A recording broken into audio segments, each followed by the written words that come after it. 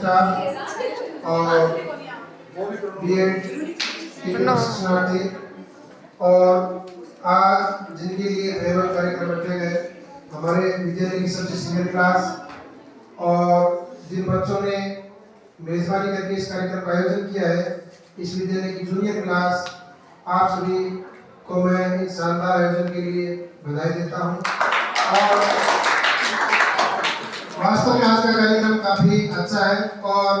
सबसे बड़ी बात, आपने तकनीक का बहुत अच्छा इस्तेमाल इसमें किया है, आपको पुनः बधाई। लेकिन एक बात विदाई से पहले जरूर कहूँगा कि आजकल टेक्नोलॉजी का जमाना है, सोशल मीडिया आप सभी बच्चे यूज करते हैं, लेकिन आपको ये नहीं पता है कि सोशल मीडिया और इस तकनीक को यूटिलाइज कैसे करना है, काम में कैसे करना है। तो आपसे मेरा विशेष अनुरोध रहेगा कि आपने जो ये चीज हाथ में ले रखी है, मोबाइल नहीं, बम है। बम तो फटने के बाद उसका हाथों हाथ रिजल्ट आता है, लेकिन इस चीज का रिजल्ट है बाद में, बम है बम।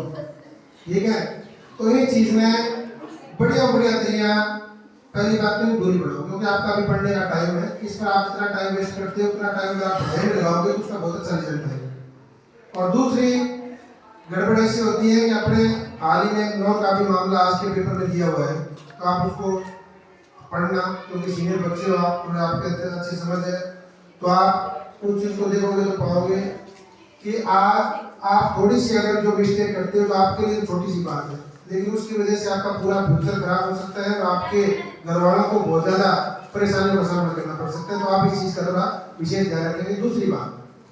अभी सीनियर क्लास की बात करूं तो आपका पूरा सत्र काफी अच्छा रहा है, लेकिन इस सत्र में थोड़ी सी छुट्टियों की दिक्कत रही है, छुट्टियों की वजह से पढ़ाई आपकी डिस्टर्ब रही है। तो अभी 1 महीना आपके एग्जाम में मुश्किल से बचा है, तो जितना टाइम आपके पास है उसको बढ़िया टाइम टेबल बनाकर और आपने जो टारगेट सेट किया है उसके हिसाब से बढ़िया तैयारी कीजिए। ये नहीं है कि आपकी विदाई हुई है, ये तो व्यवस्था है।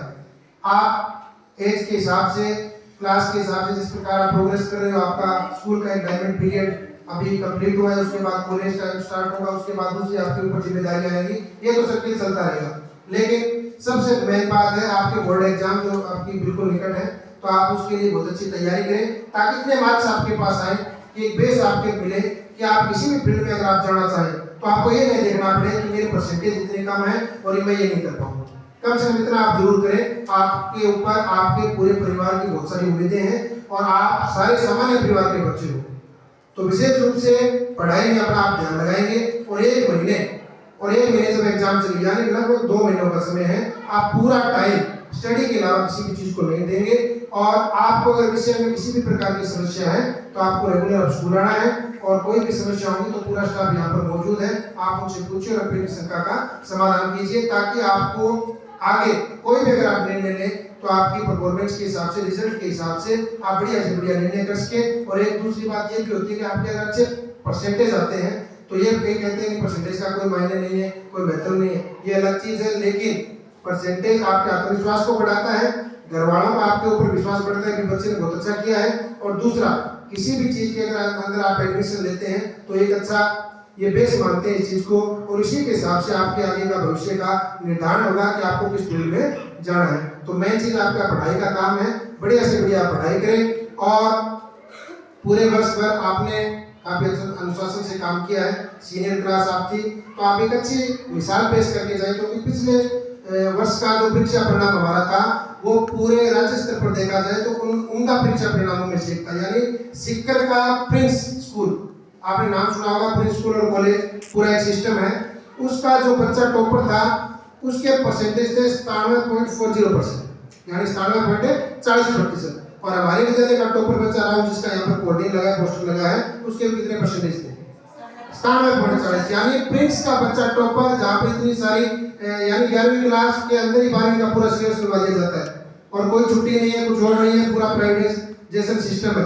तो वहां पर वो बच्चा 97.40% नंबर लेकर आता है। और हमारा बच्चा भी 97.40% नंबर लेकर आया, जो बिल्कुल